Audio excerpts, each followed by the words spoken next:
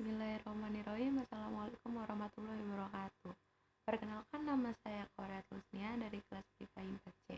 Pada kesempatan kali ini saya akan menjelaskan tentang konsep dasar manajemen secara umum. Yang pertama ada definisi manajemen. Nah, manajemen sendiri itu berasal dari bahasa Inggris yang berarti mengurusi. Arti dan definisi manajemen itu dapat dilihat dari berbagai literatur. Nah, di sini ada 3 literaturnya. Yang pertama ada manajemen sebagai suatu proses, yaitu fungsi untuk mencapai suatu tujuan melalui orang lain dan mengawasi usaha yang dilakukan individu untuk mencapai tujuan. Yang kedua ada manajemen sebagai suatu kolektivitas, yaitu suatu kumpulan orang yang bekerja sama untuk mencapai tujuan bersama.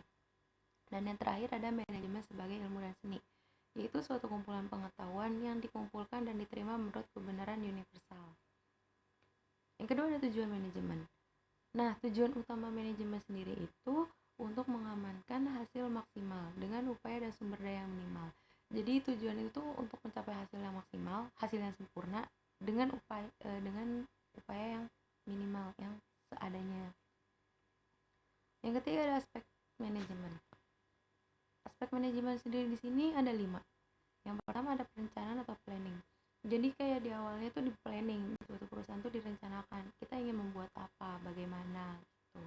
Terus yang kedua ada pengorganisasian. Pengorganisasian di sini itu maksudnya misalkan dari suatu perusahaan mau bikin plan A. Nah, di pengorganisasian ini dibagi-bagi tugasnya, dibagi tupoksi-tupoksinya.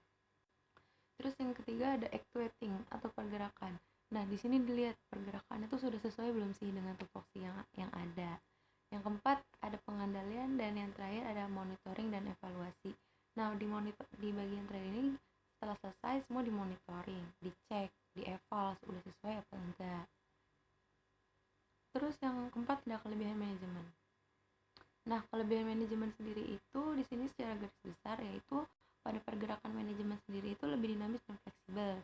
Dan yang kedua, membuat suatu pekerjaan lebih cepat selesai dengan adanya manajemen ini. Terakhir, dapat melakukan promosi ke suatu produk dengan mudah dengan adanya manajemen ini. Yang kelima ada kekurangan manajemen.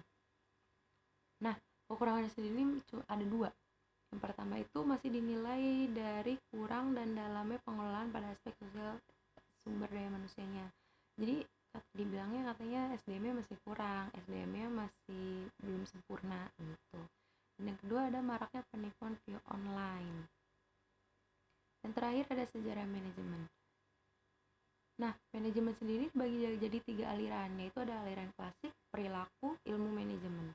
Nah, selain ada ketiga aliran tersebut, ada lagi 2 pendekatan yang dikembangin dengan tujuan untuk menyatukan 3 aliran yang ada di dalamnya itu. Pendekatannya tersebut itu yang pertama ada pendekatan sistem. Nah, kalau kata Muslihidin, sistem sendiri diartikan jumlah keseluruhan dari bagian-bagiannya yang saling bekerja sama untuk mencapai hasil yang diharapkan berdasarkan atas kebutuhan yang telah ditentukan. Dan yang kedua ada pendekatan kontingensi. Kalau kata Abi Asman di sini bilang pendekatan kontingensi ialah cara penerapan konsep-konsep dari berbagai aliran manajemen dalam situasi kehidupan nyata. Mungkin itu saja yang bisa saya sampaikan.